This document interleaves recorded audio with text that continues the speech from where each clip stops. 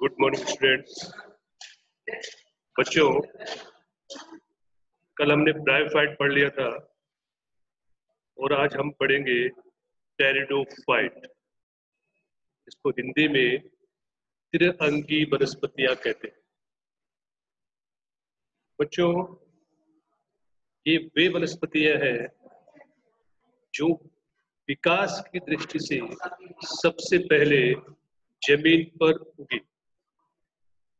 इससे पहले जो ब्रायोफाइट था, शैवाल था, ये बच्चों वहां होते हैं जहां नमी ज्यादा होती है। ये खुद विकास की दृष्टि से सबसे पहली बार स्थल पर उगने वाली वनस्पतियां थी। पहला आपको ये याद करना है। दूसरा, टेरिडोफाइट में बच्चों त्रिअंगी वनस्पतियों में सबसे पहली बार संवहन ऊतकों का निर्माण होता है। जाइलम और फ्लोएम बनते हैं। पानी का वहन करने के लिए जाइलम और अन्न का वहन करने के लिए फ्लोएम का निर्माण होता है।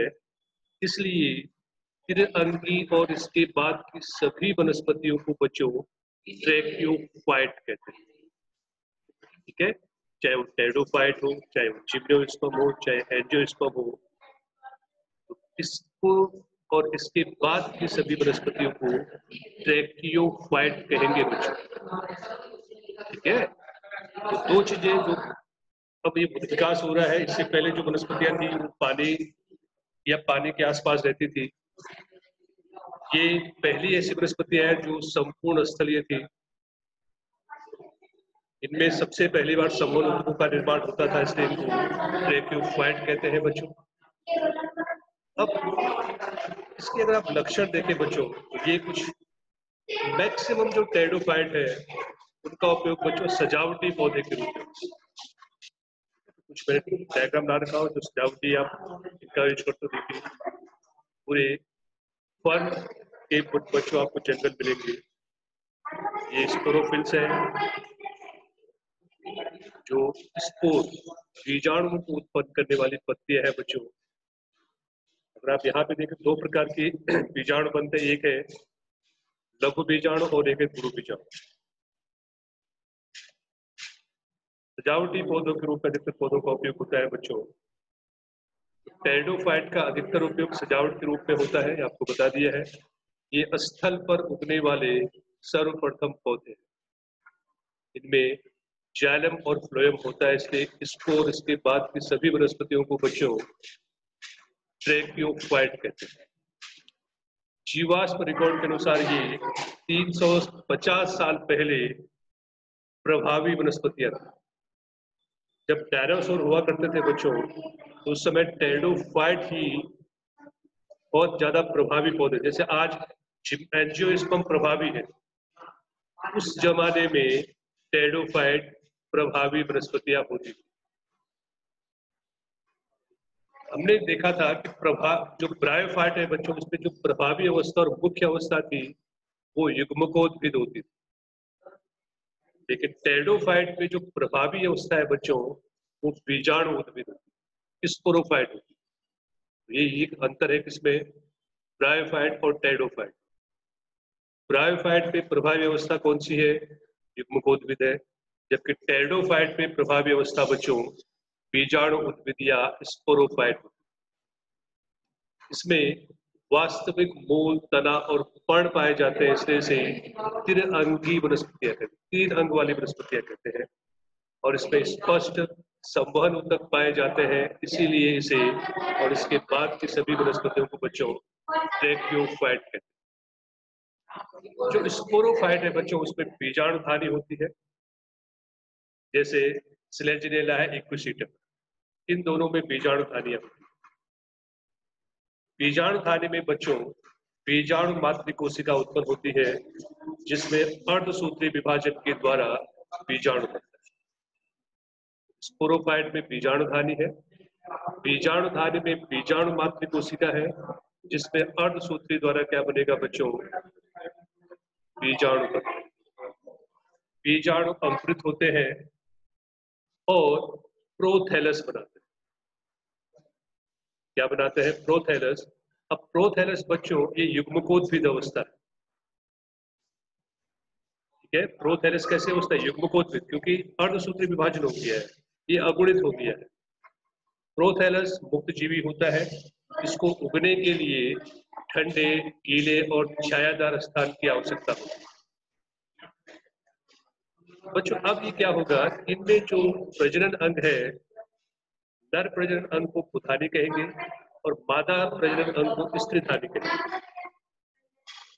तो नर प्रजनन जो पुधानी है उसको स्त्रीधानी तक पहुंचाने के लिए पानी की आवश्यकता होती है बच्चों,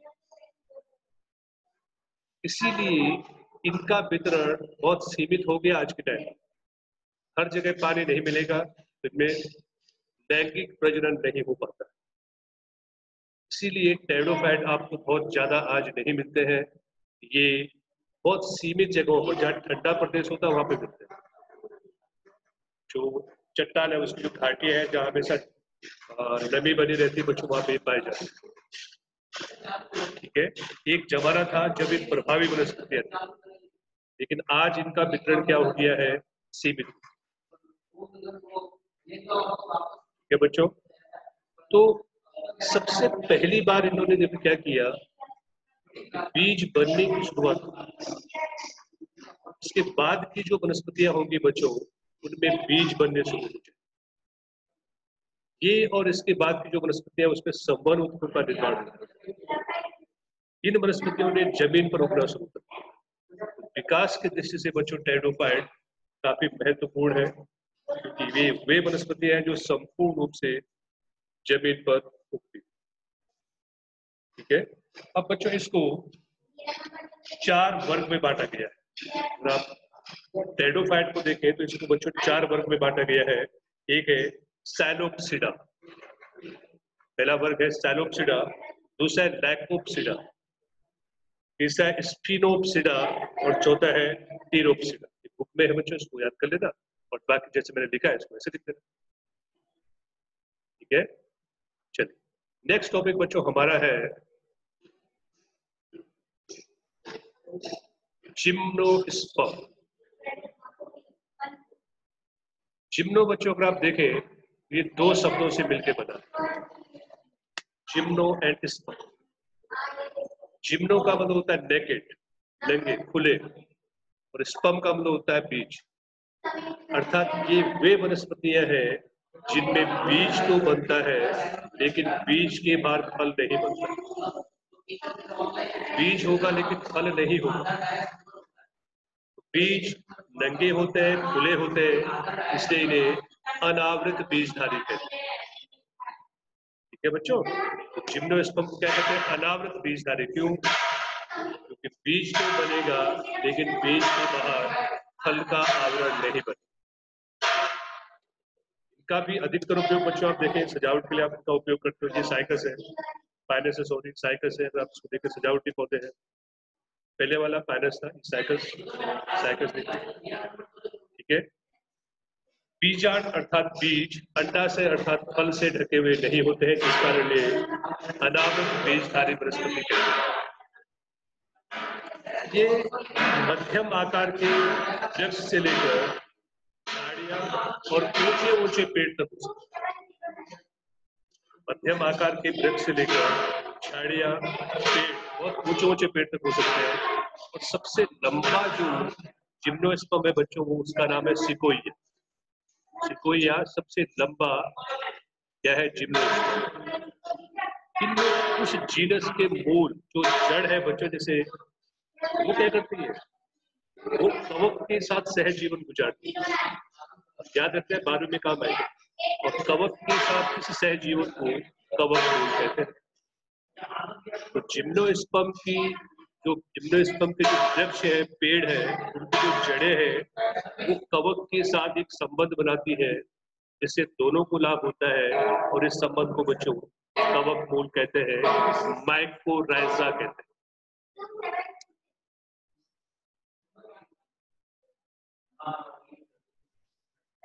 इसी तरह से बच्चों कुछ जिम्नोस्पर्म के मूल नाइट्रोजन को स्थिर करने वाले, नाइट्रोजन को फिक्स करने वाले साइनोबैक्टीरिया के साथ भी सहजीवन संबंध बनाते हैं। सहजीवन संबंध मैंने आपको बताया था, एक ऐसा संबंध जिससे दोनों सजीवों को लाभ हो।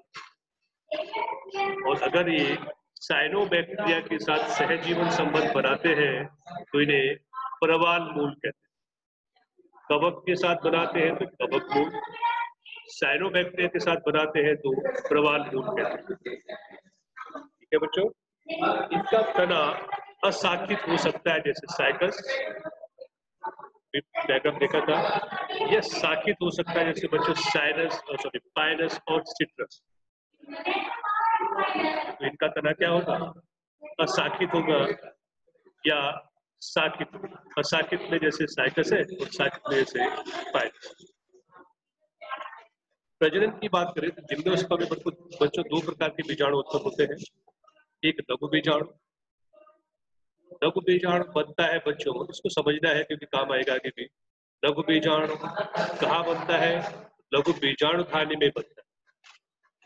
लघु बीजाणु कहाँ होगा, लघु बीजाणु पर्ण में होगा।